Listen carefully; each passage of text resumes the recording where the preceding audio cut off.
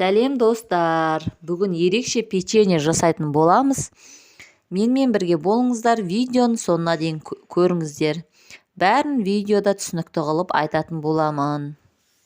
Қыздар, бұл печеньені мен зебра печенье деп атадым. Ал ендеше зебра печеньесін жасаймыз. Кеттік. Не керек екенін видеода көрсетемін. Ал қыздар, менімен бірге жасаңыздар. Кез келген сарымай кете береді. Комнатный температурада болса да болады, холодильниктен алсаңыздар да болады. Осылай қатты болса үккіштен өткізесіздер әрине. Егер де комнатный температура болса, ыдысымызға құйып, печеньемізді жасай береміз. 180-200 грамм сарымай жетеді. Бір дана жұмыртқа, содан кейін 3 үлкен қасық сұйық май кетеді, қыздар. Жақсылап араластырып, 4 қасық кукурузный крахмал және де 6 қасық сахарная пудра қосатын боламыз. Қыздар, бәрін видеода көрсетіп тұрмын. Кез келген магазиннен, дүкеннен табылады деп ойлаймын. Осылай алып жасасаңыздар болады. Содан кейін 1 қасық ванильный сахар қоссаңыздар болады. Содан кейін дәм келтіру үшін әрине қасықтың ұшымен, кішкентай қасықтың ұшымен тұз қосатын боламыз.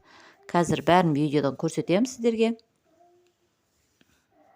Міне ванильный сахар бұл жерде. Үлкен қасықпен 1 қасық қостым. Қасықтың ұшымен тұз қостым міне. Содан кейін 7-8 қасық ұн қостым үлкен қасықпен. Сіздердің енді майларыңызға, ұндарыңызға байланысты, мүмкін 9 қасық кетуі мүмкін. Сондықтан осылай кішкене қолға жабысып, нан илейтін боламыз, теста яғни. Тестамызды осылайнан біріктіретін боламыз жақсылап. Міне қыздар, осындай болу керек. Содан кейін осы тестаны 2-ге бөлетін боламыз. Қыздар, бұл енді бұл жерде мен ауылда болғандықтан қолда бар заттар, азық-түліктермен жасап жатырмын. Кәделеріңізге жарасын әрине. Ұнап жатса, менімен жасап көріңіздер. Комментария жазыңыздар. Қай қаладан, қай мемлекеттен қарап отырсыздар, соны да айта кетсеңіздер болады. Жаза кетіңіздер комментарияға. Міне, үстіп 1 тестаға ұн қостық үлкен қасықпен, 1 тестаға какао қосып, осылай иледік. Екеуін илеп болған соң таза пакетке екеуін 2 бөлек холодильникке жарты сағатқа қоятын боламыз. Холодильникте 30 минуттан кейін алып, осылай жаятын боламыз, қыздар. Видеодан көріп тұрғандай жасаңыздар бәрін. Мен бұл жерде, егерде пищевая пленкаларыңыз болмаса, мен сияқты пакетпен істесеңіздер болады. Міне, астына 1 пакет қойдым, ортасында теста, және де үстінен 1 пакет алып үстіп жайдым. Міндетті түрде осылай істеулеріңіз керек. Қыздар, егерде мынандай ойғыштарыңыз жоқ болса, оятын кез келген кішігірім стаканмен ойсаңыздар болады. Тестаны ойып, осылай істесеңіздер болады. Екеуің бірдей жайып. Қыздар, бұл жерде мен салафанға істегенім. Осылай, егерде пищевая пленкаларыңыз жоқ болып жатса, кейде болмай қалады ғой, сол кезде осылай істеуге болады деген мағынада, кәделеріңізге жарасын деген мақсатта видеоға көрсетіп жатырмын.